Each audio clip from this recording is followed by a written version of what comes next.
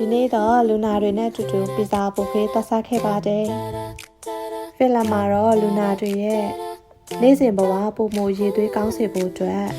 ဒီလိုမျိုးအပြင်ထွက်လှုပ်ရှားမှုလေးတွေကိုပုံမှန်စီစဉ်ပေးပါတယ်။ဖီလမ်မှာကောင်းတဲ့အချက်တစ်ခုကလည်းမတန်ဆွမ်းတဲ့သူတွေနဲ့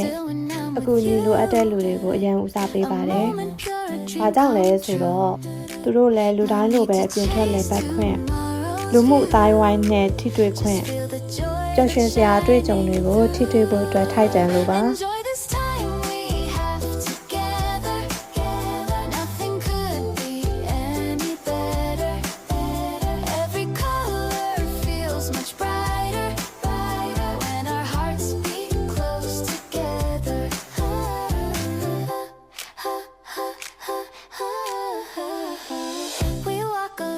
Streets of sound.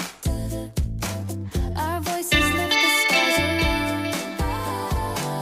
The echoes dance without a bound. This melody we both have. စားတော့ပြီးတော့ပန်းဆက်မှာလမ်းလျှောက်တယ်။နားယူတယ်။တက်ရှင်တဲ့လက်ဆက်တဲ့လေးကိုတဝါရှူကြတယ်။ပြီးတော့အတိပတိလေးလောက်ကြပါတယ်။နောက်ဆုံးမှာတော့စီစဉ်ပေးထားတဲ့တက်ရှင်နဲ့ဘေးကင်းစွာပြန်လာခဲ့ပါတယ်။လူတိုင်းဘဝကိုတိတ်ပဲရှိရှိနေထားတာကိုကူညီပေးထားတာတွေ့မြင်နိုင်ပါတယ်။ကျေးဇူးပါ။